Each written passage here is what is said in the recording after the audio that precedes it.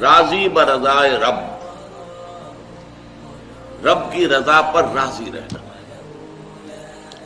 یہ بات کہ جو بھی کچھ ہوا یا ہوگا وہ اس نے رب کے بغیر نہ ہوا ہے نہ ہو سکتا ہے، یہ تو ایمان کا منطقی تقاضا ہے۔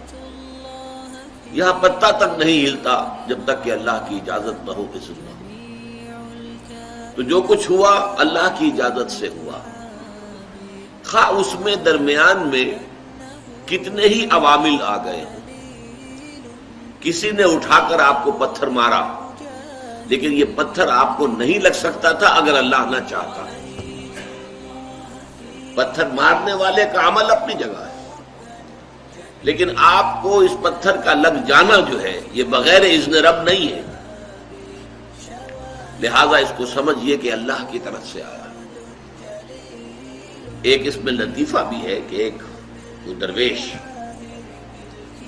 یہ کہتا ہوا جا رہا تھا ایک جذب کی کیفیت میں، جو رب کرے سو ہو، جو رب کرے سو ہو، جو رب کرے سو ہو۔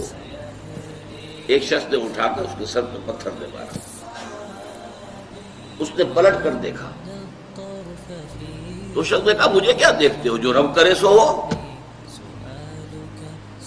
اس درویش نے جواب دیا کہ یہ پتھر مجھے تو رب کے مارے ہی لگا ہے، لیکن میں دیکھ یہ رہا تھا کہ بیچ میں منہ کس کا کالا ہو گیا، کس نے اپنے لیے جو ہے وہ عذاب اللہ کا کما لیا، ورنہ مجھے بہرحال یہ پتھر لگا ہے تو اس میں اذن رب شامل ہے۔ اچھا، اب جو شے اذن رب سے ہو رہی ہے، بندہ مومن کا اگر اپنا تعلق اللہ کے ساتھ مخلصانہ ہے، اس میں منافقت نہیں ہے، اس میں ریا نہیں ہے، اس میں دھوکہ نہیں ہے، اس میں فریب نہیں ہے، مخلص مخلصین لہ الدین، تو اللہ تعالیٰ کا تعلق بھی اس کے ساتھ ریسیپروکیٹ کرتا ہے۔ اللہ تعالیٰ انا عند ظن عبدی بی، حضور یہ اللہ کا قول ہے حدیث قدسی میں کہ میرا بندہ میرے بارے میں جو کچھ گمان کرتا ہے میں وہی سلوک اس کے ساتھ کرتا ہوں۔ اللہ تعالیٰ بھی مخلص ہے، اللہ تعالیٰ کی مرضی کے بغیر کچھ نہیں ہو سکتا، تو یقیناً جو کچھ ہوا ہے اس میں میرے لیے خیر ہے، چاہے فوری طور پر مجھے ناگوار گزرا ہے، مجھے تکلیف ہوئی ہے، میرے لیے یہ شے جو ہے ناپسندیدہ ہے، لیکن ان دی لانگ رن مجھے یقین ہے کہ اس میں خیر ہے۔ بیدک الخیر انک علی کل شیء قدیر، اے اللہ تیرے ہاتھ میں خیر ہی خیر ہے، تو ہر چیز پر قادر ہے۔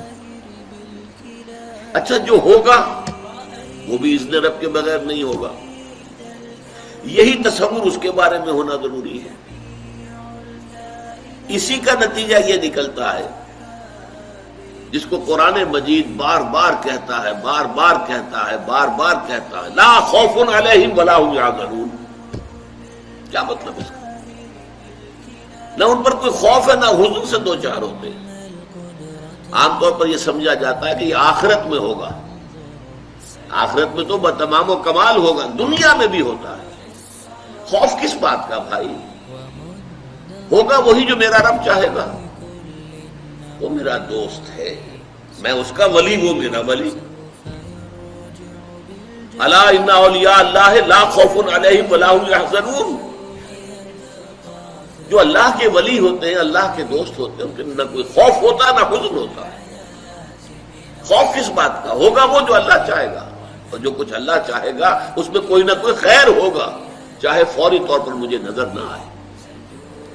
قرآن کہتا ہے سورہ بقرہ میں عسیٰ ان تکرہوا شیئا وہو خیر لکم وعسیٰ ان تحبوا شیئا وہو شر لکم،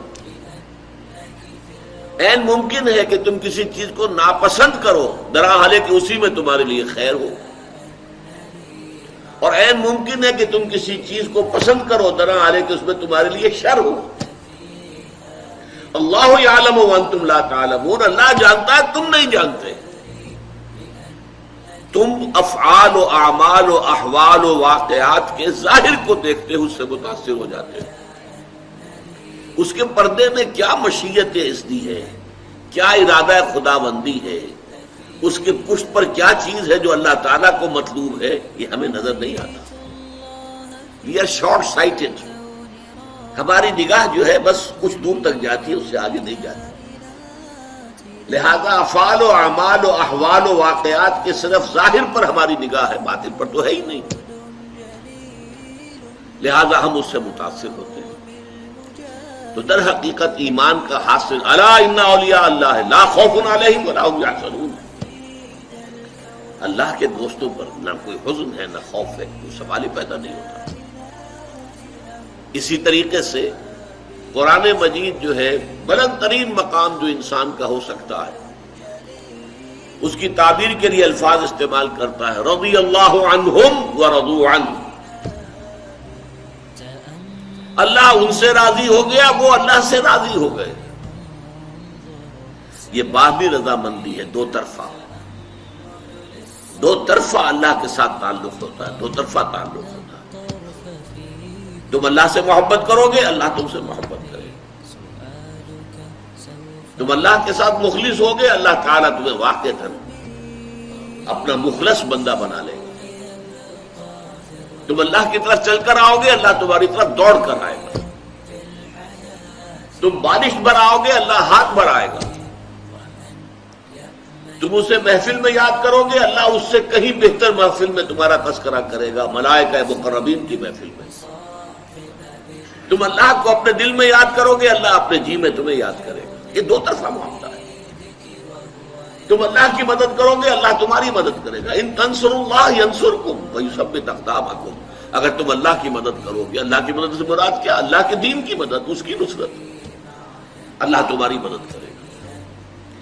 یہ رضی اللہ عنہم ورضوا عنہ سورہ مائدہ میں بھی آ رہا ہے، سورہ توبہ میں، سورہ مجادلہ میں، سورہ بینہ میں 4 مرتبہ ہے. دین کی بات پھیلانا صدقہ جاریہ ہے. ثواب کی نیت سے ویڈیو کو شیئر ضرور کیجیے. جزاک اللہ.